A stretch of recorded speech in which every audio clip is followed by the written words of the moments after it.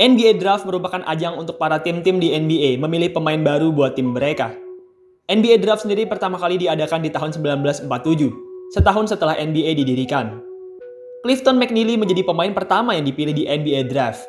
Kala itu, ia dipilih oleh sebuah tim asal Pittsburgh, yaitu Pittsburgh Ironmen. Ya, kalian tidak salah dengar. Tim ini menggunakan nama Iron Man sebagai nama mereka.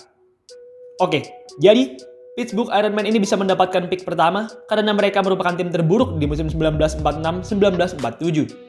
Pittsburgh Ironmen hanya berhasil meraih 15 kemenangan saja dari total 60 pertandingan, menjadikan mereka sebagai tim terburuk di musim 1946-1947, dan akhirnya juga membuat mereka mendapatkan first pick.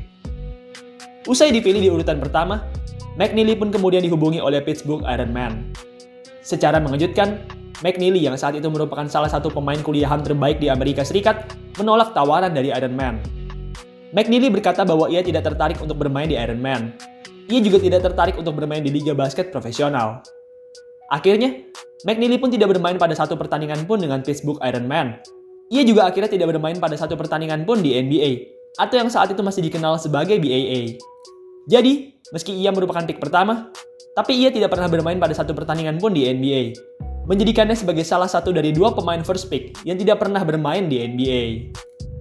Oh ya, BTW, usai McNeely menolak untuk bermain di Ironmen, tim Pittsburgh Ironmen pun mengundurkan diri dari NBA, atau yang saat itu masih dikenal sebagai BAA.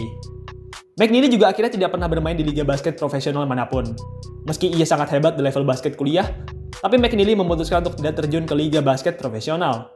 Sebaliknya, ia saat itu melanjutkan karirnya sebagai pelatih basket di sebuah sekolah SMA di Pampa, Texas.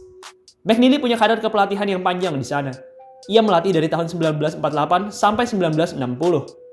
Usia tahun 1960, McNeely pun memutuskan untuk pensiun dari karir kepelatihannya dan bekerja sebagai staf di sekolah swasta.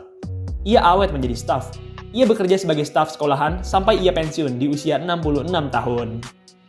Saat ini, McNeely sudah wafat.